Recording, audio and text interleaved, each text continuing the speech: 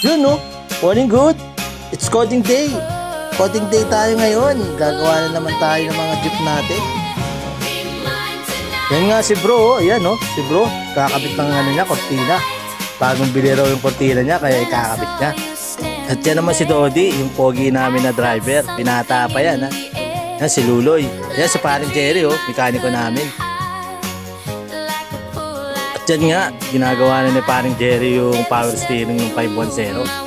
Buti nahatak nga namin yan, hirap magpa-schedule dyan. Alos 1 buwan bago mo makontak sa dami ng ginagawa niyan. Diyan din, kinabitan na rin na paring Jerry ng breather yung makina ng 510. Minamountain niya na, wala kasing breather yan. Kaya yan, pinangako niya sa akin yan, gagawa niya rin ng breather yung 510. Kaya talagang pumunta siya ngayong araw na to. Shoutout sa iyo dyan ha, sa paring Jerry ha. At yan, nakapit niya na yung breather ng 510, yung 730 naman yung tinira niya. Yung diferensya ng 730, medyo umaalog. Nabubisit pa nga siya dyan eh. Bakit ang laki ng alog eh? Dapat ganyan yan. Ano?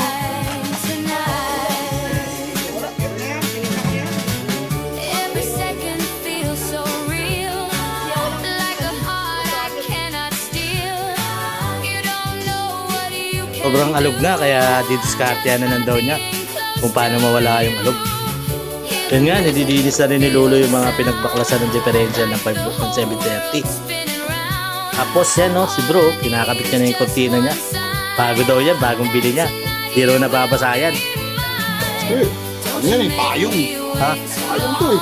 Kapayong yan? Oo, parang payong yan.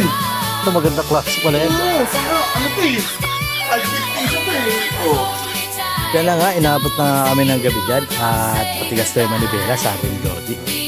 Kaproblema yata rin sa manibela, tumutukod yung power steering. Kaya yan, di raw siya uuwi. Sabi ni paring Jerry, hindi nagagawa yung 510. Sabi ko nga, bukas na lang tapusin at gabi na. Kaya pumayag at may schedule daw siya bukas.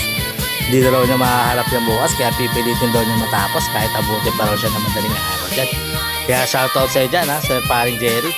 Kaya ikaw talagang the best na mekaniko dito sa atin. Ayan na, pinapailan niya na. Hihigpitan niya na yung power steering. At sana maging okay na at makauwi na to sa paring Jerry. Gabing-gabi na rin kasi.